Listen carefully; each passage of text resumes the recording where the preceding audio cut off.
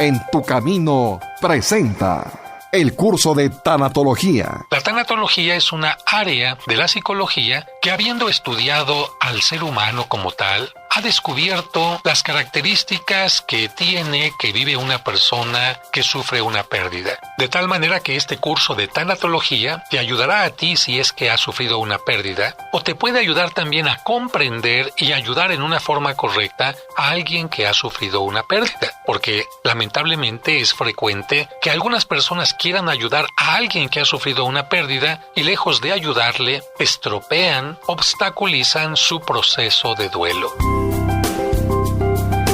El curso de tanatología.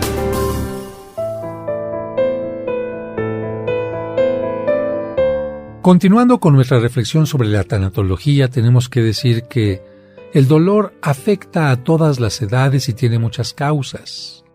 El dolor afecta a las personas de cualquier credo religioso, no por ser budista o ser católico o ser protestante, anglicano o ateo. El dolor deja de aparecer. Hemos dicho que el dolor aparece cuando valoramos a las personas, las situaciones, los objetos, las cosas, las experiencias. Y aun aquellas personas que dicen renunciar y no estar apegadas a ninguna persona, a ningún objeto, yo creo que no pueden tener este desapego total, de tal manera que las edades, los credos religiosos, los pensamientos políticos, de ninguna manera van a hacer que una persona se libere totalmente del dolor. Para comprender mejor esto, le voy a pedir a David Chávez y a Sergio Enríquez que hagan algunos comentarios de pérdidas que pueden sufrir jóvenes o adultos. Rodolfo fue el mejor empleado durante todo el año. Para obtener un mejor puesto dio lo mejor de sí e incluso trabajó horas extras sin remuneración. Sus compañeros lo consideraban el mejor para el puesto. Sin embargo, se vio desilusionado cuando el puesto que deseaba fue ocupado por una persona con menos capacidad, pero recomendada por su jefe. Aquí yo quisiera hacer un comentario. Rodolfo nunca tuvo ese puesto que aspiró y, sin embargo, lo consideró suyo. Esto es precisamente lo que para él sea una pérdida. Pérdida no es solamente tener algo y perderlo. Pérdida también puede ser ilusionarse con algo y no llegar a tenerlo. Te pongo otro ejemplo. Una muchacha, a lo mejor se imaginó que un muchacho estaba enamorado de ella porque era muy atento. Esta muchacha se fue imaginando que algún día él le pediría matrimonio, que algún día podrían hacer una vida de pareja, y lamentablemente después de un tiempo de ilusionarse, donde ella casi se imaginaba ya con el vestido blanco y caminando hacia el altar, descubre que a este muchacho no le gustan las mujeres porque es homosexual. Bien, para ella, aunque el joven nunca haya sido su novio, aunque nunca le haya propuesto matrimonio, para ella esto es una pérdida y va a tener que vivir un duelo. Hay otro tipo de pérdidas que no siempre consideramos y que vamos a analizar especialmente al final del curso, pero ya desde ahora vamos iniciando una reflexión. ¿Tú crees que el cambiar de casa sea una pérdida? Sergio. Aunque no lo parezca, otra causa del dolor provocado por las pérdidas es el cambio de residencia, de casa, de colonia, de ciudad o incluso de país. Cuando el cambio se hace para encontrar una casa o una situación mejor, el efecto de la pérdida puede ser menor. Efectivamente. Tú piensa en el hijo que sale a estudiar al extranjero y va a encontrarse con una universidad nueva, compañeros nuevos, tiene la oportunidad de hacer un posgrado, una experiencia maravillosa. Yo te preguntaría en este caso, ¿quién sufre de la pérdida? Este hijo que está yendo a estudiar al extranjero y tendrá nuevas experiencias y que así lo ha decidido, o la madre de familia que se queda en casa, que se queda viviendo su misma experiencia, pero ahora sin el propio hijo. Evidentemente que para el hijo ir a estudiar no será una pérdida, en cambio para la mamá sí. Te pongo otro ejemplo. Si un hombre está harto de su esposa y comienza una relación con otra persona, que en este caso sería infidelidad, pero con esta siguiente persona se siente contento y feliz, ¿para quién será la pérdida? ¿Para él que está abandonando una familia o para la mujer que se quedó en casa y que siempre había sido fiel?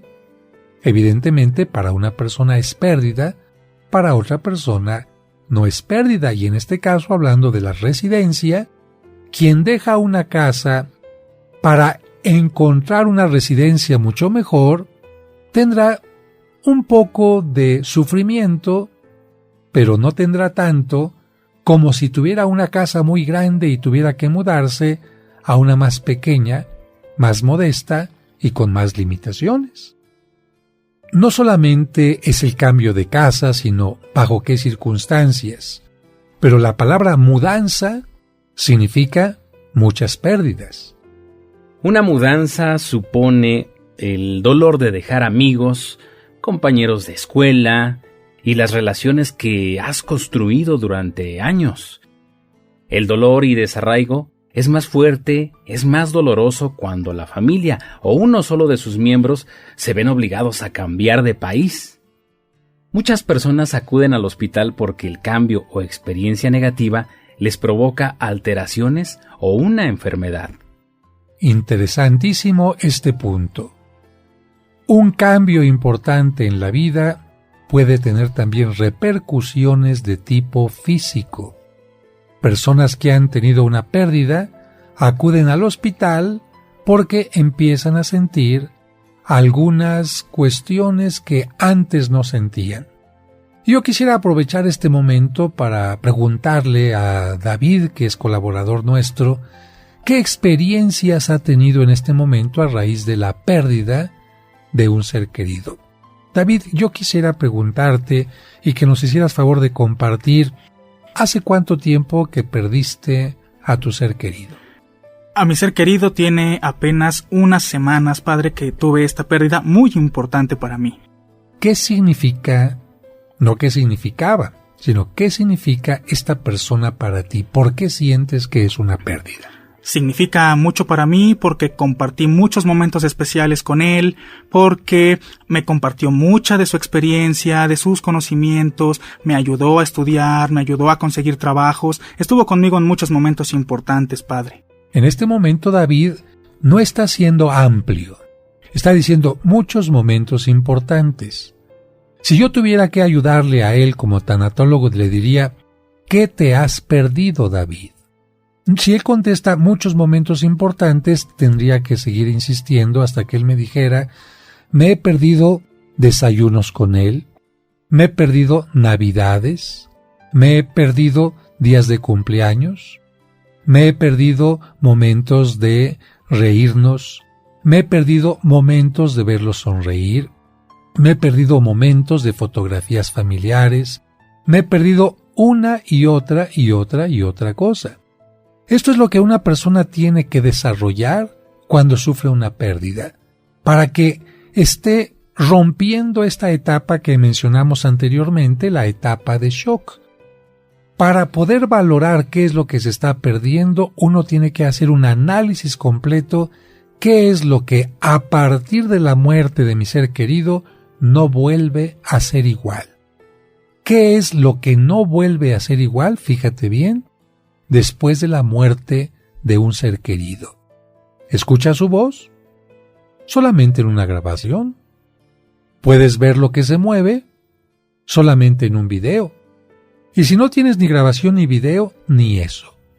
Puedes ver una foto estática, pero tu familiar no era un pedazo de papel impreso. Puedes quedarte con una parte del pasado, pero los familiares no son pasado, van desarrollándose, van creciendo. ¿Qué es lo que tú sentiste o que sientes ahora después de una semana de la pérdida? ¿Qué ha sucedido contigo que no había sucedido antes? Pues ahora, padre, justamente se han manifestado repercusiones físicas, he evaluado, he pensado que ya no voy a poder volver a comer con esta persona, como lo hicimos en las últimas semanas. Ya no podremos convivir en el cumpleaños de mi abuelita como lo hicimos hace un año. Ya no podremos darnos algún regalo en la Navidad, entre muchas otras cosas. Mencionaste tú repercusiones físicas. La gente no te ha acompañado al hospital, no ha ido contigo a una clínica. Necesitaríamos saber algunas de estas repercusiones porque seguramente a muchos que han tenido una pérdida les sonará muy conocido. ¿Qué tipo de repercusión? Bueno, el mismo día del sepulcro de mi tío tuve lo que los médicos me diagnosticaron como una crisis nerviosa, tuve una hipertensión reactiva. Eso quiere decir que ante tanto sentimiento acumulado, mi presión arterial se desestabilizó, me hizo falta el aire, tuvo que ir una ambulancia por mí, incluso internarme en la Cruz Roja. Bien, esto que le pasa a David está mencionando claramente que algo que está pasando internamente en nuestra psicología puede afectar todo lo que es nuestro cuerpo. Vamos a tener un capítulo especial para tratar este asunto, pero por ahora nos queda muy claro que una pérdida puede afectar incluso a todo el cuerpo de una persona.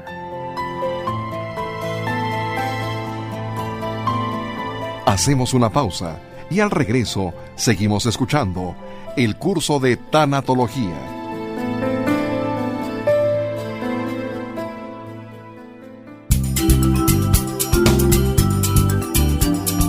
Estás escuchando En tu Camino. En tu Camino. Con el Padre José de Jesús Aguilar Valdés. La voz amable de la radio. En tu Camino. ¿Deseas celebrar unas misas gregorianas por tus difuntos en la parroquia de San Cosme y San Damián? Es decir, misas ininterrumpidas durante todo un mes. Pide informes al 55 55 66 77 44 de 9 a 2 y de 5 a 7.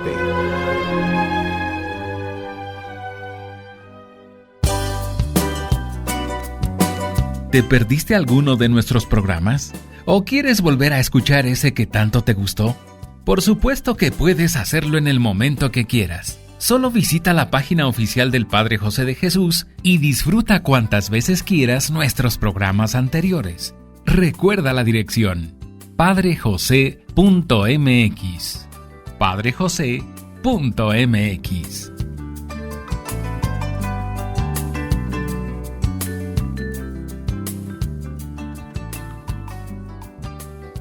Seguimos escuchando el curso de tanatología.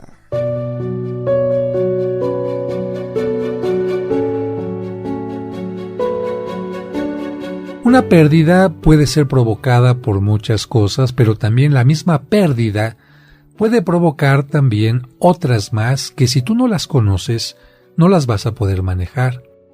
Quizás si David hubiera tomado un curso de tanatología antes de sufrir la muerte de un ser querido, él sabría, después de este momento tan difícil, que iba a pasar por esta cuestión a lo mejor corporal por la que está siendo afectado, y entonces podría tener una mayor tranquilidad.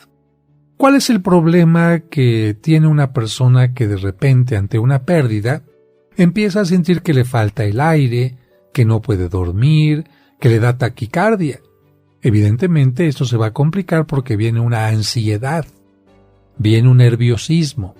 La persona puede llegar incluso a pensar que se puede morir, y esto hace la situación mucho más aguda. En cambio, si yo sé, después de una pérdida, voy a tener problemas como insomnio, dolor de cabeza, dolor de estómago, diarreas, vómitos, altas o bajas de presión, no me voy a espantar tanto. Iré con el médico, trataré de calmarme y entender que la emoción es la que en este momento se está manifestando a través de todos mis poros. Tenemos algunos ejemplos que vamos a escuchar en este momento de dos personas que tuvieron que cambiar su residencia. Y ambas personas, curiosamente, no estaban mal del estómago, no tenían amibas, no habían padecido nunca problemas de baja presión o algo así, y sin embargo, el desarraigo que tuvieron, el abandono de la casa, la situación por la que tuvieron que salir de su país, de su entorno, va a ocasionar una afectación física. Un muchacho llamado Adrián tuvo que viajar de bracero a los Estados Unidos. Eso implicó que dejara su empleo, que dejara a su familia, a sus hijos, a sus amigos y fíjate, hasta su equipo de béisbol en el que pues era un gran jugador. Al llegar allá, al estar prácticamente en el extranjero, él se siente más solo, en un país con un idioma y una cultura diferentes, y entonces, entre esa confusión, se siente mal. Inclusive llega a pensar que tiene una enfermedad grave. Bueno, Sergio, este es un ejemplo muy claro de lo que le puede pasar a muchas personas que empiezan como improvisamente a sentir muy mal algo que no está funcionando en el cuerpo. Ya hemos hablado de mareos, de náuseas, de vómitos, de desmayos, de taquicardias, y la gente empieza a pensar algo me está pasando y como nunca les ha sucedido esto, hasta llegan a pensar que se van a morir. ¿Qué es lo que pasa con Adrián si le dijéramos, a ver muchacho, siéntate un momento, dime todas las cosas que perdiste de repente? Y él va a decir, bueno, pues no he perdido nada. A ver, piensa bien, ¿qué has perdido? Mira, el dejar tu casa, el dejar tu familia es una pérdida. El dejar a tus seres queridos, de la cercanía de una mamá, de un papá, de unos hermanos, es otra pérdida. El tener que romper una relación con los amigos por la distancia es otra pérdida. El tener que romper con una novia, el tener que romper con un trabajo, con un equipo de béisbol o algo que te gustara, es una pérdida, y luego llegar a un lugar donde te sientes extraño, desvalido, pues aumenta el problema y esto hace que evidentemente tu cuerpo te diga que algo no está funcionando correctamente bien en tu mente. Vamos a decir, hubo algo que te desajustó. Cuando de repente se decía en algún tiempo en forma de broma, Sergio y David, que había que apretarle un tornillito a una persona, no era en realidad nada ofensivo. A veces cuando tenemos un aparato en casa que tiene un poquitito desabrochado o desajustado, un tornillito empieza a zumbar, empieza a hacer más ruido o empieza a calentarse más por alguna razón. Un pequeño toque con un desarmador puede ser la gran diferencia. ¿Qué le pasa a Adrián? No está grave, no se va a morir. Habría que decirle, estás pasando por una etapa en la que tu mente está enfrentando varias pérdidas y para que se adapte a la nueva realidad tienes que darle tiempo. Tienes que darte tiempo a ti para tratar de ajustarte a la nueva situación. Esto que le pasa a Adrián le pasa también a una persona que acaba de perder a un ser querido a través de la muerte. ¿Por qué? Porque al ser querido lo veía, convivía con él, compartía con él, y de repente se lo quitan, vamos a decirlo así, de la escena. Ya no está en su juego, ya no está en sus proyectos, ya no está en sus planes. Y alguien dice, pero ¿cómo? Si yo todos los días o cada semana o cada mes o aunque no lo viera, yo sabía que estaba vivo y esta certeza me hacía sentir cierta seguridad. Y ahora que ya no está conmigo, me están cambiando absolutamente todos mis planes, mis proyectos. Y la persona empieza a centrar toda su mente en aquello que ha perdido. Por ejemplo, Adrián será muy seguro que estando en Estados Unidos empiece a pensar mucho en su mamá, en su papá, en el partido que jugaba todos los sábados. ¿Por qué? Porque así es como está actuando la mente. La mente haz de cuenta que se fija, que se obsesiona con aquello que hemos perdido y al obsesionarse pues hace que nos sintamos todavía más mal. Así que estamos explicándote qué es lo que sucede cuando una persona sufre una pérdida. Hay varios elementos entonces que nos hablan de que algo está pasando en nuestro interior. ¿Cómo es que comenzaron los estudios sobre la tanatología?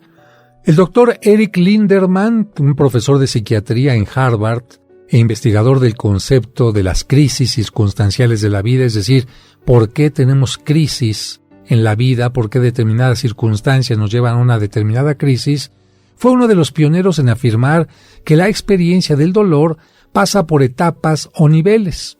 En un artículo que él publicó en 1944, hace una especie de análisis de las etapas por las cuales pasa una persona. Estas etapas posteriormente se van a ampliar o se van a hacer cada vez más específicas, pero él decía, lo que le pasa a una persona que sufre una crisis de este tipo es primero una angustia física.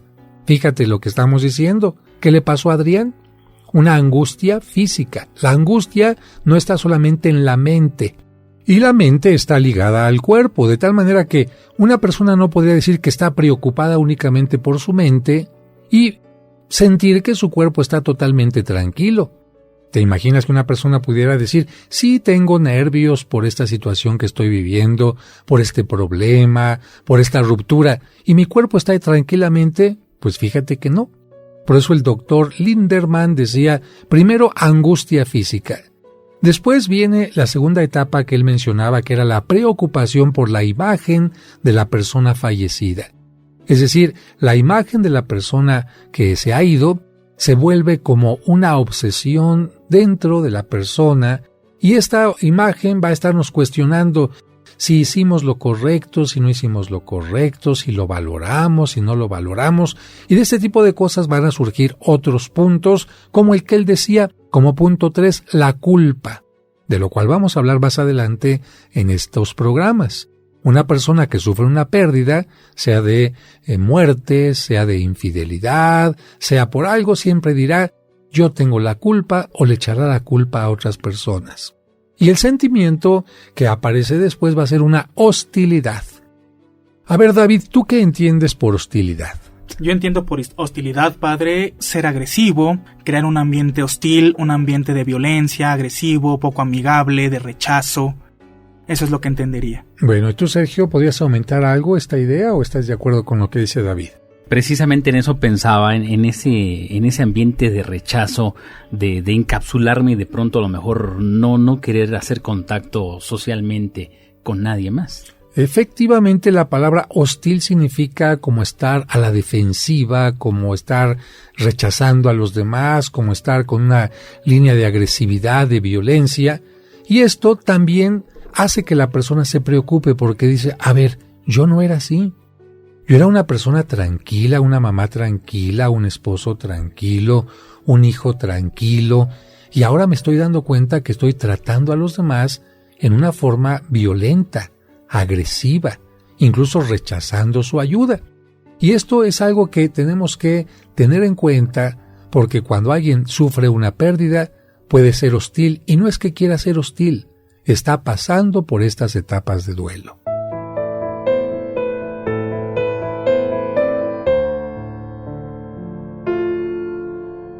Hacemos una pausa y al regreso seguimos escuchando el curso de tanatología.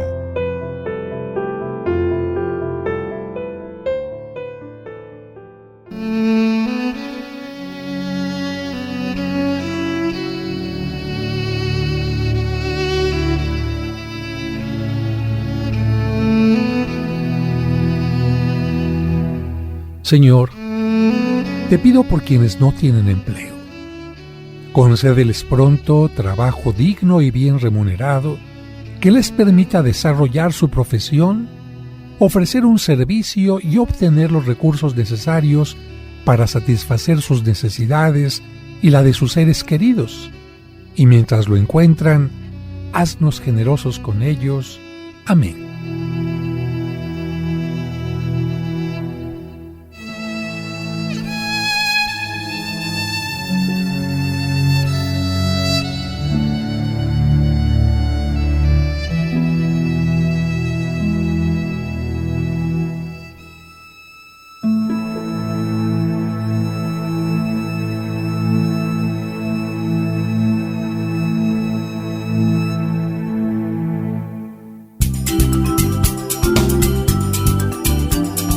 Estás escuchando En tu Camino. En tu Camino. Con el Padre José de Jesús Aguilar Valdés. La voz amable de la radio. El curso de tanatología. Continuamos en este tiempo de reflexión para ti que estás sufriendo alguna pérdida o que te estás preparando para tener elementos cuando ésta se presente. La hostilidad, ¿cuánto daño hace a la persona que la está viviendo? Y también cuánto daño hace a quienes están cerca de ella. Digo, en primer lugar, a quien está viviendo, porque una persona hostil no va a ser apreciada por los demás.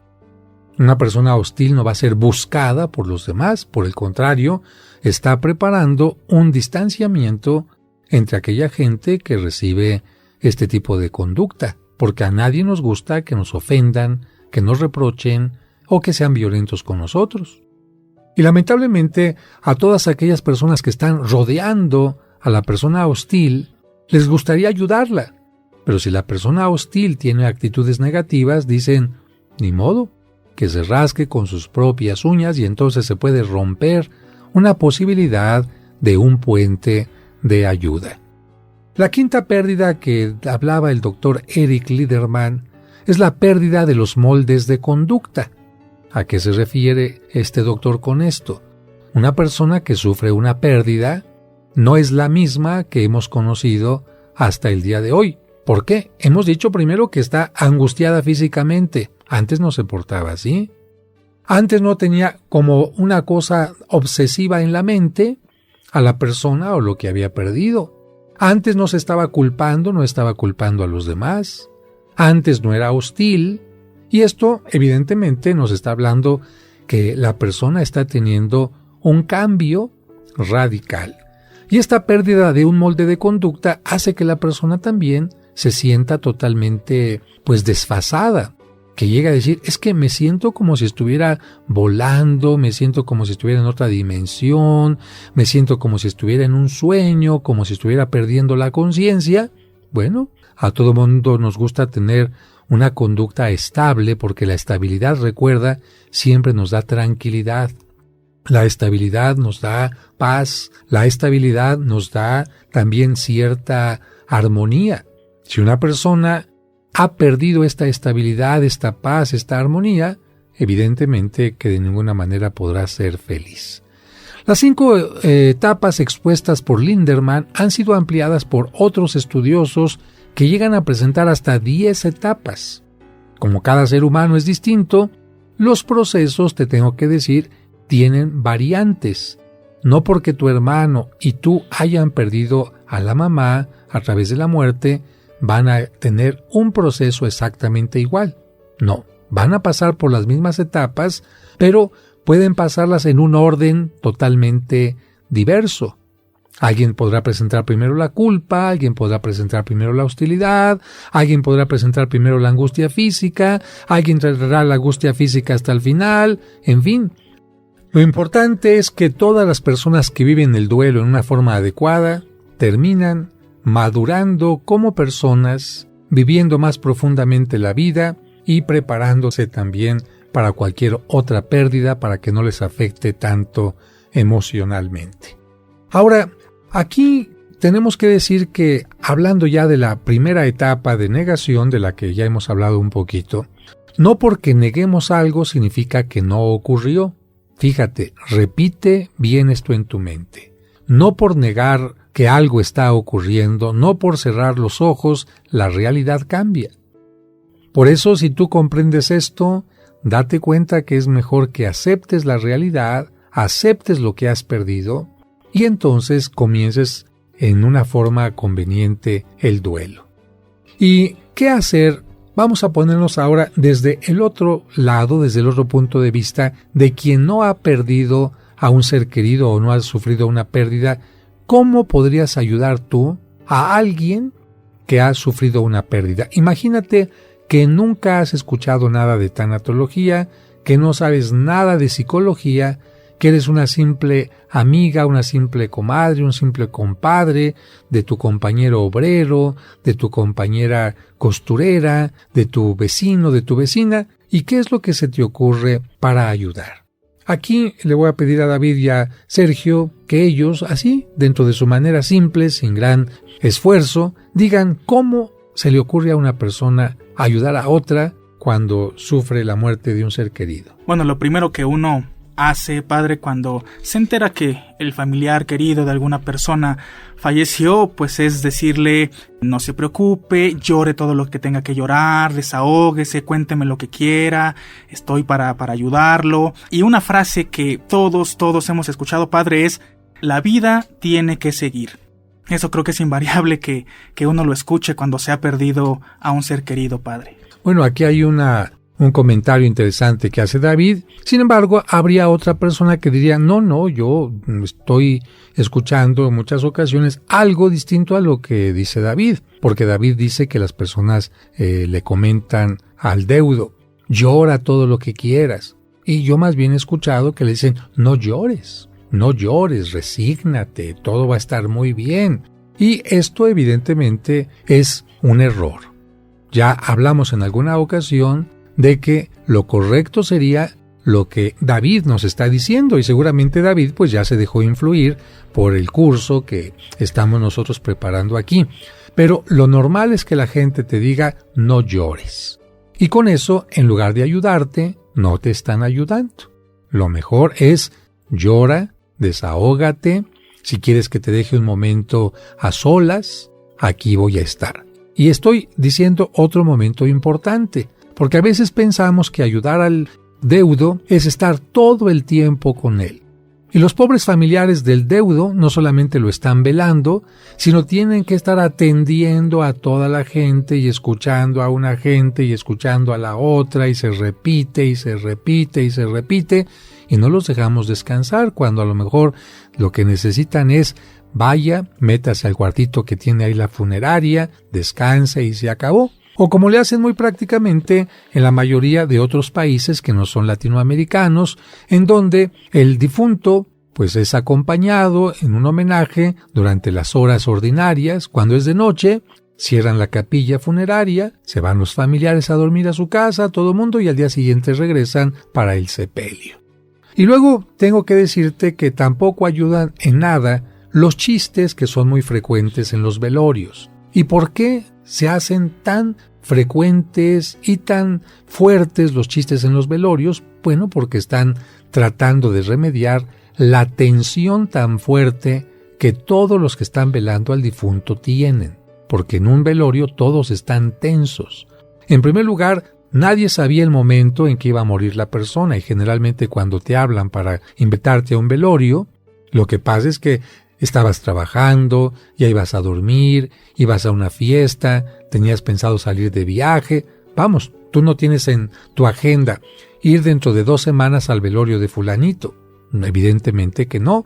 Y el hecho de que te avisen de última hora crea angustia, y los que llegan ahí luego no saben qué decir. Dicen: ¿qué le digo al deudo? ¿Cómo lo consuelo? Y al no saber decir nada, tienen una angustia de tal manera que, para hacerla salir, para que hagan que las personas se sientan menos tensas, pues se utilizan los chistes, las bromas y cosas de este tipo, que yo diría no ayudan mucho a la persona que está sufriendo por la pérdida. Lo mejor sería simplemente llegar y decir: mira, no tengo palabras para decirte, quisiera apoyarte en lo que tú consideres que es adecuado, si necesitas algo estoy a tus órdenes y te voy a acompañar un tiempo aquí, simplemente para que sientas que estoy aquí contigo.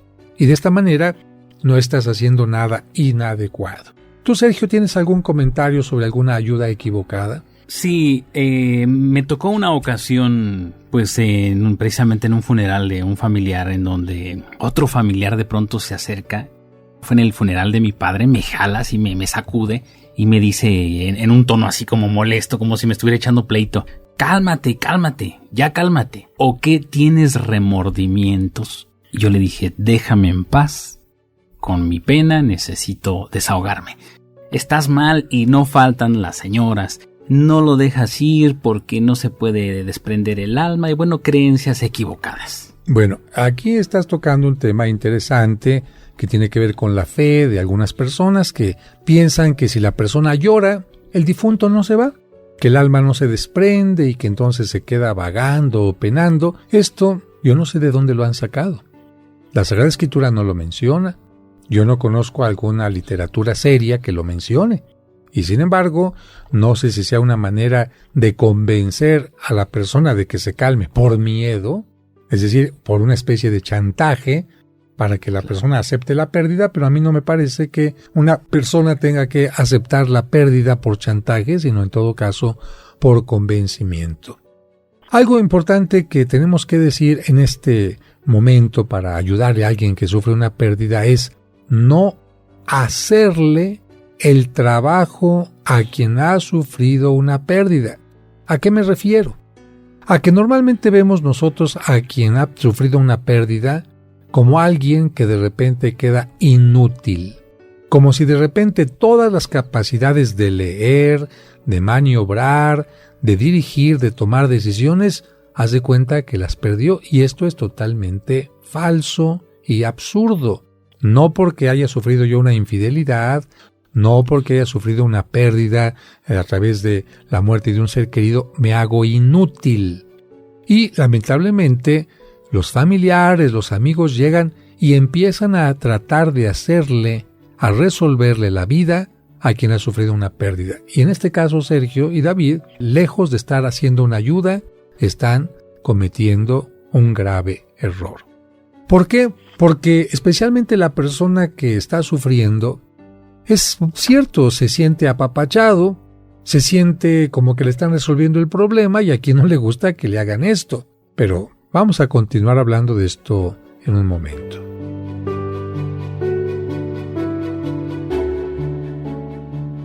Estás escuchando el curso de Tanatología. Camino, un programa para encontrar la meta. ¿Quieres comunicarte con el Padre José? Escríbele a padrejosedejesus@hotmail.com. padrejosedejesus@hotmail.com. Esperamos tus sugerencias y comentarios. Seguimos escuchando el curso de Tanatología.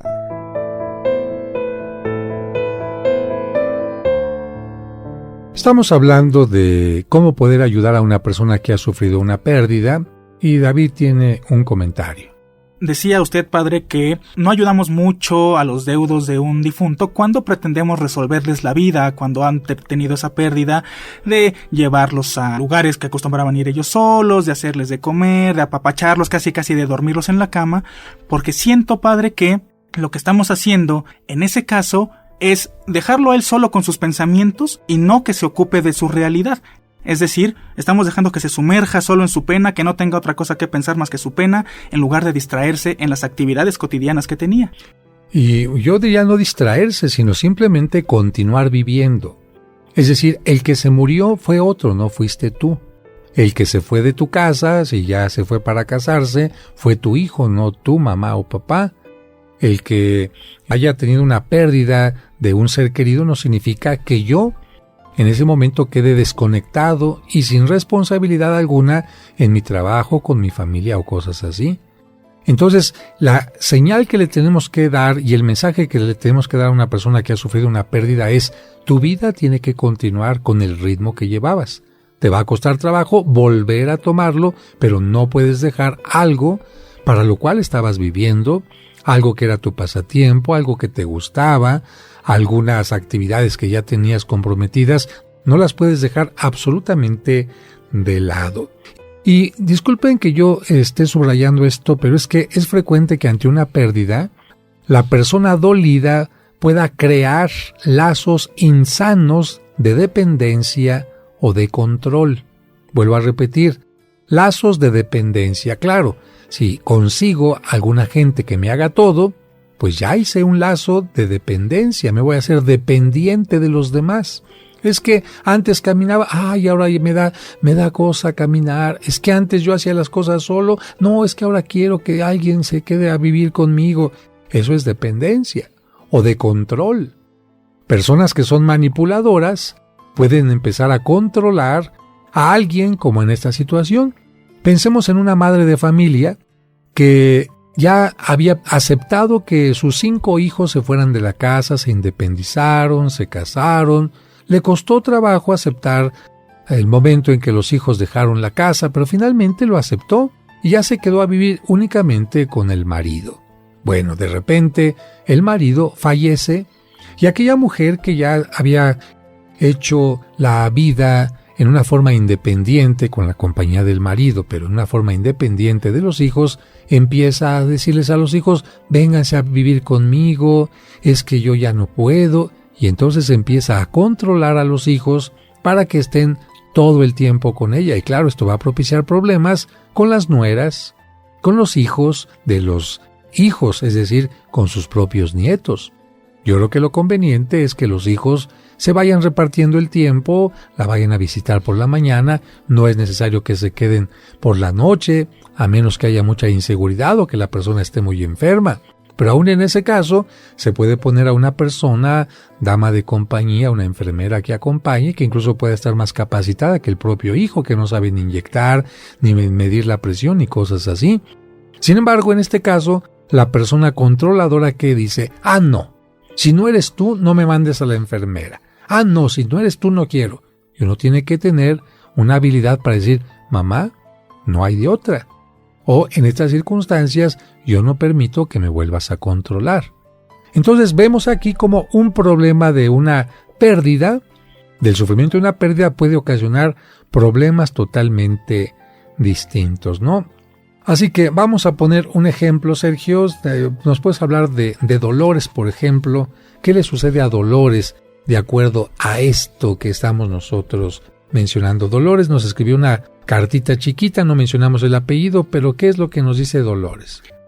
Dolores aquí nos comenta que tiene problemas de baja autoestima y también pues ella tenía el pensamiento que no valía por ella misma, sino que valía por su esposo y sus hijos. De pronto se sentía inútil para enfrentar obstáculos y problemas, así que entonces ella dejó que su esposo tomara todas las decisiones importantes. Ella no tenía el valor para tomarlas, lo deja a él que empiece a tomar esas decisiones importantes. Entonces Dolores, se limita a hacer pequeñas tareas, a hacer quehaceres, de pronto dice no puedo y comienza a cerrarse. Por otra parte, el poder que ejercía sobre sus hijos la hacía sentirse importante. Dolores creía que su autoestima subía, pero en realidad es que era manipuladora. Cuando sus hijos se casaron, su autoestima bajó porque no solo sentía que perdía el valor, sino también perdía el control sobre ellos. Entonces buscó de muchas formas mantenerlos atados a ella, pero afortunadamente no lo logró. Tiempo después, cuando murió su esposo, ella se sintió casi inválida. De pronto dijo, ya no tengo nada, porque se había hecho dependiente de él. Sus hijos quisieron brindarle ayuda y pensaron que lo mejor sería regresar a vivir con ella temporalmente, y ahí fue donde comenzaron a hacer hasta las pequeñas cosas que Dolores hacía. Lógicamente que el resultado fue que en lugar de ayudarle, crearon en Dolores una gran dependencia. 3 meses después de que habían vuelto con ella, Dolores ya se había convertido en una inútil. Así es, y había tomado el control nuevamente de sus hijos. Este es el caso de Dolores. Muchas gracias, Sergio. Miren, este caso, y le agradecemos a Dolores la confianza que nos ha tenido para contar esta etapa difícil que afortunadamente ya ha superado, pero es un caso que nos muestra cómo ante una pérdida puede haber cambios sumamente drásticos, cambios de conducta en alguien. ¿Qué le pasó a Dolores? Sintetizando, una persona que tenía baja estima, que se hace dependiente del marido, sufre la pérdida del marido y lejos de aprovechar este momento difícil para crecer, para madurar, para hacerse independiente, para respetar a sus hijos y vivir la vida con alegría, lo que hace simplemente es chantajear, manipular, dejarse vencer por la autoestima y convertirse en una mujer totalmente controladora. En lugar de Dolores manejar sus mecanismos internos y manejar su estima en una forma correcta, se aprovecha de la ayuda equivocada de sus hijos para hacerse pasar por víctima y seguir con su manipulación y su dependencia. Así que este caso es una alerta para ti que nos escuchas, para que ofrezcas una ayuda correcta. No es sano crear lazos de dependencia ni caer en el juego de quienes se sienten víctimas de la vida. Es mucho más sano ayudarles a enfrentar su realidad y a continuar su vida ordinaria y a seguir viviendo en forma independiente. No es lo mismo acompañar y ayudar que resolver los problemas del otro. A una persona que ha sufrido una pérdida, dile: ¿en qué te puedo ayudar? ¿Te puedo acompañar? Correcto. En resumen, la primera etapa del duelo es la negación, que consiste en negar el hecho. Frases como: no es cierto que estoy enfermo de cáncer, no se murió mi hijo, no me abandonó mi esposo, no lo puedo creer, mi mente lo sabe, pero en lo más íntimo no lo puedo aceptar, etc., son frases que nos hablan de esta negación. Quien sufre una pérdida importante llega a pensar que se trata de un sueño del que va a despertar, siente que cuando suena el teléfono le va a hablar la persona amada que se ha ido o que ha muerto, imagina que la ve en algún sitio o que se comunica con ella a través de sueños. Parte de la negación es conservar todos los objetos personales de quien se ha ido y tenerlos listos como si fuera a regresar. Es comprensible que se desee guardar algún recuerdo, pero es absurdo querer conservar todo y no deshacerse de lo que ya no tiene sentido. La etapa de negación es un intento de nuestra mente, de tu mente, para evitarte el dolor. Sin embargo, no podemos negar la realidad. No porque cerremos los ojos el mundo desaparece, no porque neguemos algo significa que no ocurrió. Hay personas que por la negación detienen incluso por años el proceso de maduración del duelo, y es común que la etapa del choque o negación se repita en algunos momentos del duelo. Así que ya sabes por dónde vas a ir transitando en esta pérdida, en este duelo que estás sufriendo en este momento. Yo te diría: no te asustes, pronto encontrarás la salida y ve conociéndote a ti mismo, a ti misma, para que cuando vuelvas a tener otra pérdida sepas las características que hay en ti al sufrir cualquier pérdida.